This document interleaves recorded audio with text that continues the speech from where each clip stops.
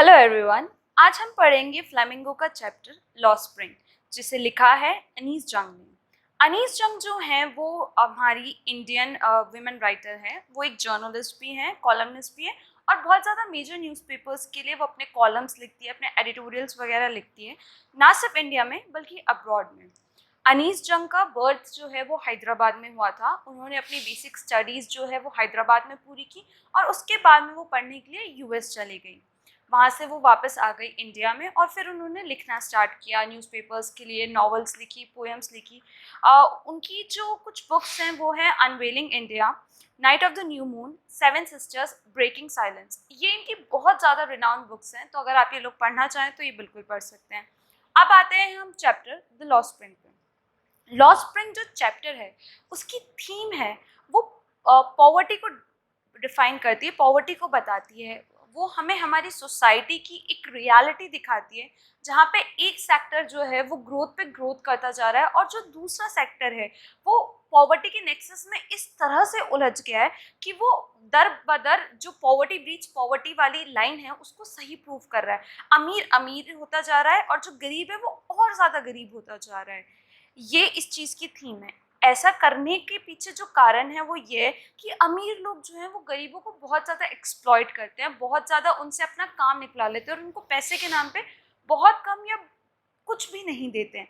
तो ये जो चीज़ है ये चैप्टर बता रहा है। उसके साथ में ये चैप्टर जो है वो एक और चीज़ से डील करता है, वो है चाइल्ड लेबर। चाइल्ड लेबर जो है वो इंडिया के अंदर क्राइम है। अगर आप 14 साल से कम बच्चे, छोटे बच्चे को अगर आप किसी काम में इंडल्ज करवा रहे हैं, चाहे वो पेरेंट्स है या चाहे वो कोई ओनर वगैरह है, अगर वो उसको किसी भी काम में इंडल्ज कर रहे हैं, चाहे वो हाउस हेल्प का काम हो, चाहे वो कंस्ट्रक्शन साइट पे काम हो या कोई भी किसी भी तरह का काम हो, अगर वो बच्चा उसमें इंडल्ज हो रहा है तो इंडिया के हिसाब से वो क्राइम है, इंडियन लॉ के हिसाब से वो क्राइम है। तो चाइल्ड लेबर जो है वो इंडिया की एक बहुत बड़ी प्रॉब्लम है। और ये चैप्टर जो है, ऑथर जो है वो इस चैप्टर के थ्रू, दो बच्चों के थ्रू यही थीम समझाना चाह रही है, यही चीज़ लोगों को बताना चाह रही है कि जो बच्चे हैं वो गरीबी के चक्कर में फंस कर, क्योंकि वो बच्चे गरीब हैं, वो बच्चों के पास फैसिलिटीज़ नहीं है, इसीलिए वो गरीबी के चुंगल में फंसे हुए हैं और उसी कारण से उनका जो बचपन है वो ख़त्म होता जा रहा है, डिस्ट्रॉय होता जा रहा है। उनके बचपन में ना वो इनोसेंस है, ना वो स्कूल जा पा रहे हैं, ना वो पढ़ पा रहे हैं, ना उनके पास पहनने के लिए अच्छे कपड़े हैं, ना उनके पास खाने के लिए अच्छा खाना है। वो एक लाइफ जी रहे हैं विदाउट मोटिव, विदाउट गोल, जहाँ पे अगर उनको शाम का खाना नसीब हो जाता है तो अपने आप को बहुत ज़्यादा लकी मानते हैं। ये चैप्टर जो है ये दो बच्चों की कहानी है, एक है मुकेश और एक है साहिब आलम। अब साहिब आलम जो नाम है वो तो है यूनिवर्स का ओनर, यूनिवर्स को ओन करने वाला, कहीं का बहुत बड़ा रईस ज़्यादा। बट अनफॉर्चुनेटली ये जो बच्चा है ये एक रैग पिकर है, यानी कि ये जो है सड़क से कचरा उठाता है, कूड़ा बीनने वाला काम करता है। तो ये इसके नाम की आयरनी है। अब हम कैरेक्टर्स पे आते हैं और मैं आपको इन बच्चों के ट्रेट्स वगैरह बताती हूँ कि कौन है, क्या करते हैं, क्या चीज़ है इनके बारे में। तो सबसे पहले हम बात करते हैं साहिब आलम की। साहिब आलम जो है वो एक छोटा बच्चा है जो कि सीमापुरी में रहता है। सीमापुरी जो है वो दिल्ली से थोड़ी सी दूर, दिल्ली की पेरिफेरी पे बनी हुई एक कच्ची कॉलोनी कह सकते हैं, झुग्गी झोपड़ी कह सकते हैं, कच्ची बस्ती, स्लम एरिया, कुछ भी आप कह के सीमापुरी को डिफाइन कर सकते हैं। सीमापुरी में जो है वो बहुत सारे रैग पिकर्स रहते हैं। सीमापुरी जो है वो बहुत सारे रैग पिकर्स का घर है और जो साहिब के पेरेंट्स हैं वो सीमापुरी में बांग्लादेश से माइग्रेंट होकर आए। साहिब का घर था बांग्लादेश में, साहिब वहाँ रहते थे अपने पेरेंट्स के साथ में, लेकिन क्या हुआ, बहुत ज़्यादा स्टॉर्म आई जिनसे उनका घर जो है वो उड़ के बिखर गया। और जो वो लोग थे उनके पास खाने के लिए कुछ नहीं, इनकम सोर्स कुछ नहीं बचा, इसलिए वो लोग बांग्लादेश से माइग्रेंट होकर इंडिया आ गए और यहाँ पर उन्होंने दिल्ली की पेरिफेरी में एक अपना छोटा सा घर, घर प्रॉपर घर नहीं, छोटा सा टिन का, बांस का, जहाँ से उनको एक शेल्टर मिल जाए, वो वैसा कुछ उन्होंने बना लिया और वो वहीं रहते हैं। और ये सिर्फ एक साहिब की कहानी नहीं है, जितने भी लोग वहाँ रहते हैं सबकी यही कहानी है। या तो वो माइग्रेंट होकर आए या वो कहीं बांग्लादेश से आए, उनके भी घर या तो फ्लड में बह गए या साइक्लोन से ख़त्म हो गए, कुछ ना कुछ करके वो अपने आइडेंटिटी को, अपनी नेशनैलिटी को छोड़ के इंडिया में माइग्रेंट हुए हैं। ये हर एक उन रैग पिकर की कहानी है जो उसमें रहते हैं। अब जो साहिब है वो एक बच्चा है, ठीक है, जिसके जो घर वाले हैं वो फेमाइन स्टॉर्म से परेशान होकर यहाँ पर इंडिया में माइग्रेंट हुए हैं। साहिब जो है वो अपने घर वालों के लिए, घर वालों के साथ अर्निंग लेने के लिए, अर्न करने के लिए अपनी लिविंग को रैक पिकिंग का काम करता है, कूड़ा बीनने का काम करता है, ठीक है। और साहिब जो है उसके पास ना तो पैरों में चप्पल है ना जूते हैं, क्योंकि वो एक गरीब बच्चा है जो कि कूड़ा बीनने का काम करता है। अब अगर आप अपने आसपास ही देखेंगे तो जितने भी बच्चे कूड़ा बीनने का काम करते हैं उनके पास प्रॉपर फैसिलिटीज़ नहीं होती, तो ना तो वो शूज़ पहनते हैं ना वो चप्पल पहनते हैं, और वो सिर्फ ऐसे सिंपल काम करते हैं। नहाए तो नहा लिए, नहीं नहाए तो नहीं नहाए। उनके घर वाले भी उन्हें फोर्स नहीं करते कि यार तुम हाइजीनिक रहो, तुम अच्छी तरह तैयार हो, तुम अच्छे कपड़े पहनो, तुम चप्पल पहनो, तुम जूते पहनो, तुम रोज ब्रश करो, ऐसा वो कुछ नहीं कहते। क्यों? क्योंकि उनके पास इतने रिसोर्सेज ही नहीं है कि वो अपने बच्चे को ये सारी फैसिलिटीज़ प्रोवाइड कर सके। अगर उनका बच्चा रेगुलर नहा ले तो वो उसके लिए एक लग्जरी हो जाती है। इस तरह की इस एनवायरनमेंट में वो लोग रह रहे हैं। साहिब को जो है वो स्कूल जाना पसंद है। वो स्कूल जाते हुए बच्चों को देखकर सोचता है कि काश मैं भी स्कूल जा पाऊँ, मैं भी कुछ कर पाऊँ। साहिब जो है वो एक क्लब के गेट पे खड़ा होकर टेनिस का मैच देखता है। उसका उसका मन होता है टेनिस खेलते हुए देख के लोगों को कि यार काश मैं भी टेनिस खेल पाता। बच्चों को चप्पल पहनते हुए देखता है तो वो सोचता है कि काश मेरे पास भी चप्पल होती, या मैं एक जूता ओन कर सकूँ जो कभी जो मेरे से कोई छीने नहीं, जो मेरे पास रहे, मेरे को सुकून दे, मेरे पैरों को प्रोटेक्शन दे। ये लोग इस कंडीशन में रह रहे हैं। तो ये जो कहानी है ये साहिब की कहानी है। साहिब जो है वो सीमापुरी में रहता है। साहिब जो है वो सीमापुरी में रहता है और अपने घर वालों के लिए अर्निंग का सोर्स लाने के लिए कूड़ा बीनने का काम करता है। सीमापुरी जो है वो दिल्ली की पेरिफेरी में है, जो कि है तो दिल्ली के बहुत पास, बहुत ज़्यादा दूर नहीं है दिल्ली से लिटरल सेंस में। अगर हम किलोमीटर्स में बात करें तो आसपास के एरिया में है, लेकिन अगर हम मेटाफोरिकली उसकी बात करें तो वो दिल्ली से बहुत ज़्यादा दूर है। क्यों? क्योंकि दिल्ली जहाँ पे एक डेवलप्ड स्टेट है, वहीं पे सीमापुरी जो है वो बहुत ही ज़्यादा अंडर डेवलप्ड एक कॉलोनी, एक एरिया बोल सकते हैं आप, वो है। क्योंकि यहाँ पे जितने भी लोग रहते हैं वो बहुत छोटी छोटी सकरी गलियों में रहते हैं। घर प्रॉपर हैं तो हैं, प्रॉपर से एज इन टिन शेड के बने हुए हैं तो हैं, वरना नहीं है, वो टेंट्स में अपनी लाइफ जीते हैं। तो इस तरह के जो स्लम एरिया के लोग हैं उनके लिए दिल्ली जैसी कॉलोनी या दिल्ली जैसा एरिया सोचना भी बहुत बड़ी लग्जरी है।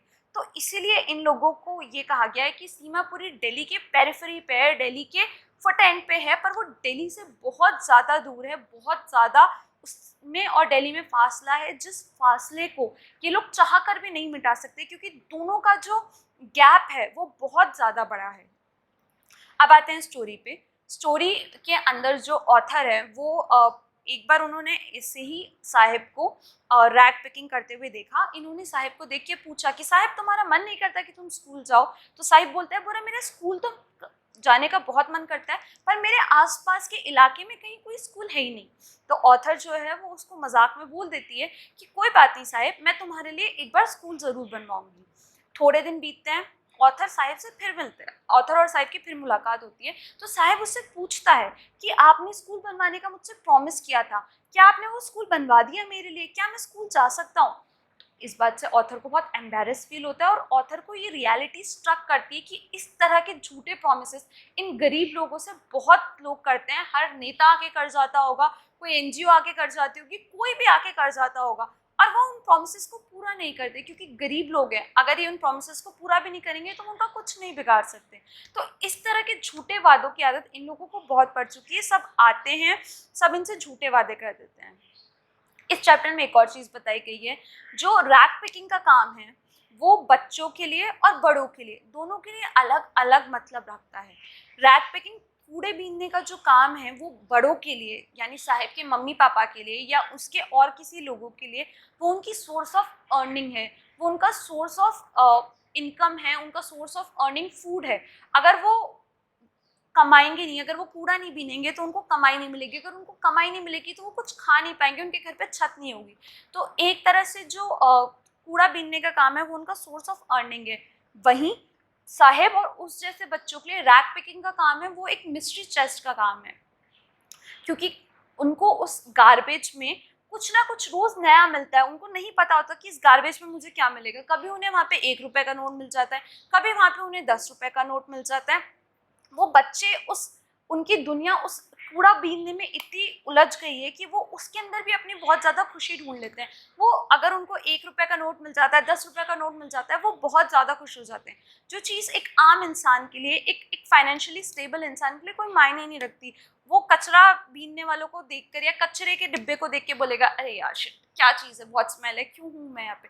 जबकि यही कचरा बिन जो है, कचरा का डिब्बा जो है, वो साहिब और उस जैसे बच्चों के लिए एक मिस्ट्री ट्रेजर है कि इसके अंदर अगर वो खोजेंगे तो उन्हें कुछ ना कुछ नया मिलेगा जो उनको भी नहीं पता क्या होगा। तो ये उन बच्चों की सोच है। ये सोच के वो रोज उस कूड़े को बीनते हैं, उसमें से सामान निकालते हैं, जो काम का सामान होता है वो रख लेते हैं, जो नहीं होता उसको आगे बेचकर अपनी रोजी रोटी चला लेते हैं। तो ये स्टोरी उसकी है। इनको लाइफ में बहुत ज़्यादा हार्डशिप फेस करनी पड़ती है, बहुत ऑब्वियस चीज़ है, क्योंकि इनके पास प्रॉपर रिसोर्सेज नहीं है, प्रॉपर खाना नहीं है, प्रॉपर कपड़े नहीं है पहनने के लिए। तो इनको अपने डेली लाइफ को मेंटेन करने के लिए स्ट्रगल करना ही पड़ता है। आप ऐसे ही ऑथर साहिब से मिलते रहे, इनके इंट्रैक्शन होते रहे, साहिब की लाइफ की जो प्रॉब्लम्स है, जो उसकी लाइफ की जर्नी है, वो ऑथर जानती रही उससे। और इन सब के जानने के बाद ऑथर ने ये नोटिस किया कि जो साहिब है वो बहुत ही केयर फ्री एटीट्यूड का बच्चा है, खुश रहता है, जिस भी सर्कमस्टेंस में खुश है, अपनी चीज़ों को कर रहा है। थोड़े टाइम बाद एक दिन ऑथर फिर मिलती है साहिब से। अब जो साहिब है वो जब एक दिन बाद वापस ऑथर से मिलता है तो उसको, ऑथर को साहिब का चेहरा जो है वो बुझा बुझा थोड़ा सा डल लगता है। तो वो पूछती है साहिब से कि साहिब क्या हो गया, तुम आज इतने उदास क्यों हो, तुम कचरा क्यों नहीं बीन रहे अपने साथियों के साथ, क्या चक्कर है। तो साहिब उसको बताता है कि मैं जो हूँ उसको मुझे है ना एक नौकरी मिल गई है, एक पेड नौकरी मिल गई है, मुझे 800 रुपये महीने के मिलेंगे और मेरे पास ये काम है मिल्क बूथ के ऊपर, मेरे को लोगों को चाय देनी है। तो ये वो जो कैनिस्टर उसके हाथ में है वो प्लास्टिक बैग से उसको भारी लगता है। क्यों?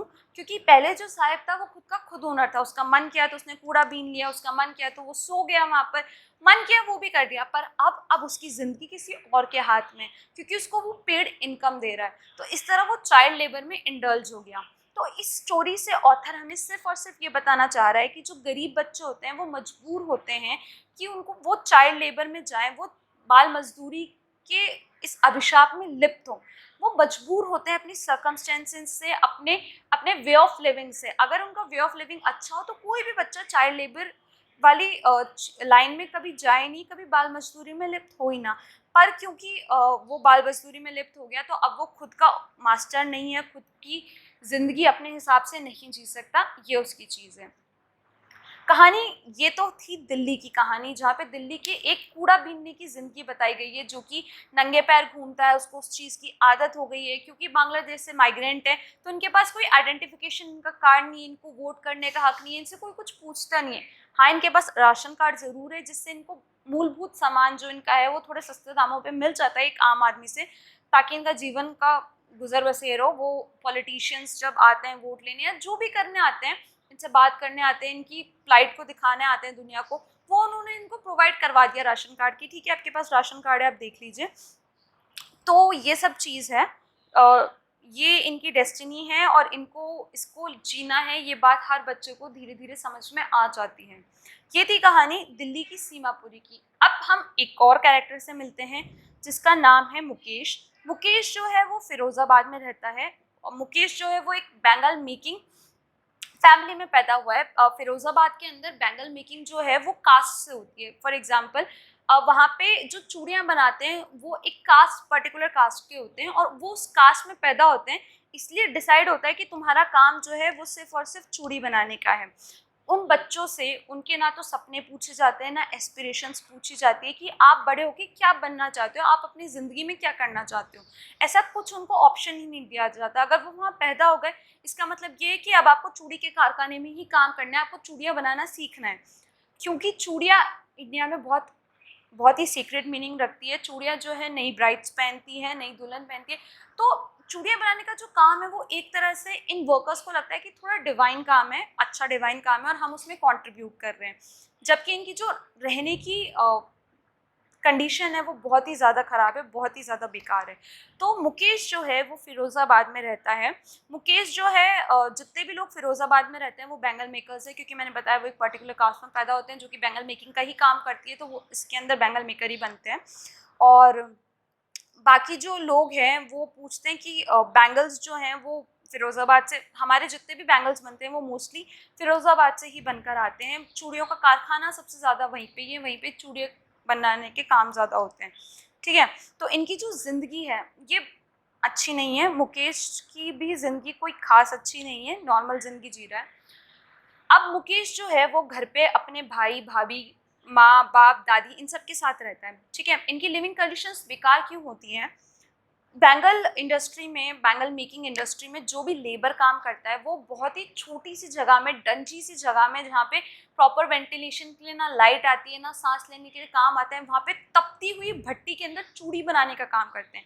तो चूड़ियाँ जो है वो ग्लास से बनाते हैं।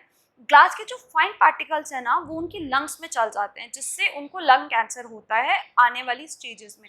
अब आप खुद सोचिए, एक बच्चा अगर 8 9 10 साल की उम्र से चूड़ियाँ बनाने का काम सीखना शुरू करता है और वो चूड़ियाँ बना रहा है अपनी ज़िंदगी के 30 40 50, जब तक वो जिंदा है तब तक वो मान लीजिए कि अब चूड़ियाँ बना रहा है।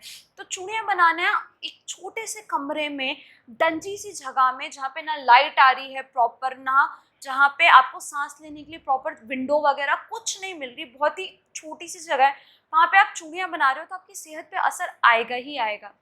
मुकेश के जीवन में भी कुछ ऐसा है कि मुकेश की जो दादी है उसने अपने पति को चूड़ियाँ बनाते बनाते अंधा होते हुए देखा। अब वो अपने बेटे को भी अंधा होते हुए देख रही है। क्यों? क्योंकि वहाँ पे लाइटिंग ही प्रॉपर नहीं है और आप इतने सालों से चूड़ियाँ बनाने का काम कर रहे हो, तो आपकी आंखें, आपके लंग्स, क्योंकि जो ग्लास के फाइन पार्टिकल्स है वो आपकी सांस के साथ आपके लंग्स में जाएंगे, तो वो नुकसान करेंगे ही करेंगे।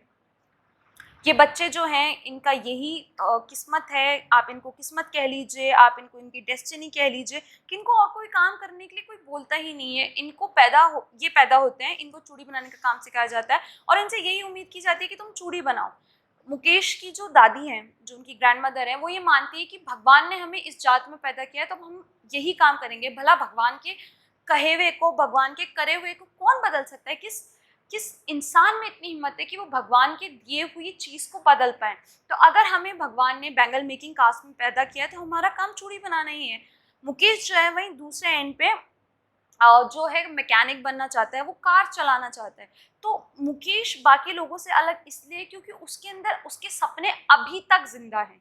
बाकी लोग जितने भी हैं वो गरीबी के बोझ के तले, चूड़ियाँ बनाने के काम के तले इतना इतना एक्सप्लॉइट हो चुके हैं, इतना दब चुके हैं कि उनके मन में ना तो कोई इच्छा है, ना कोई होप है, ना कोई एस्पिरेशन है, कुछ नहीं है। उन्हें पता है मेरा जन्म चूड़ी बनाने के लिए हुआ है, मैं मेरी ज़िंदगी चूड़ी बनाने में ही बिताऊंगा और एक दिन चूड़ी बनाते बनाते मर जाऊंगा। ये लोग एक्सप्लॉइट भी बहुत होते हैं। क्यों? क्योंकि इनके पास कोई कोऑपरेटिव सोसाइटी नहीं है, कोई कोऑपरेटिव सोसाइटी इन्होंने बताई भी नहीं है। तो जितने भी लोग होते हैं, चाहे बिजनेसमैन हो, चाहे मिडिल मैन हो, चाहे साहूकार हो, चाहे पॉलिटिशियंस हो, सब इनको एक्सप्लॉइट ही करते हैं। अगर ये अपने लिए आवाज़ भी उठाते हैं तो पुलिस आती है, इनको ले जाती है किसी इलीगल काम से और इनको बहुत मारती है। तो इस तरह यहाँ के लोगों को डराया धमका के रखा जाता है ताकि ये एक्सप्लॉइट होते रहें, लोग इनसे अपना काम निकालते रहें और चूड़ी बनवाते रहें। ये हर एक चूड़ी बनाने वाले की कहानी है जो कि फ़िरोज़ाबाद में रहता है। पर मुकेश की कहानी हो सकता है आने वाले समय में थोड़ी सी अलग हो जाए। क्यों? क्योंकि मुकेश के सपने अभी तक ज़िंदा हैं। वो एक कार मैकेनिक बनना चाहता है, वो कार चलाना चाहता है, कार की वर्कशॉप्स में काम करना चाहता है। तो अगर उसके ये सपने ज़िंदा रहे और वो अपने सपनों को पूरा कर पाया तो शायद मुकेश की कहानी बाकी जो बैंगल मेकर्स हैं उनसे थोड़ी अलग हो जाए। अगर वो ऐसा नहीं कर पाया तो मुकेश भी फिर चूड़ी बनाने के काम में ही लगेगा। ये थी कहानी लॉस्ट स्प्रिंग, जहाँ पे बच्चे जो हैं वो अपना बचपन खो चुके हैं। एक चाय की केतली को लेके जा रहा है और लोगों को चाय पिला रहा है सिर्फ 800 रुपये के लिए। वहीं मुकेश जो बच्चा है दूसरा, वो बैंगल मेकिंग के काम में जाने वाला है, वो वहाँ पे फंसने वाला है। इनका बचपन जो है वो खो चुका है। इन्हीं के बारे में कहानी है लॉस्ट स्प्रिंग। Thank you.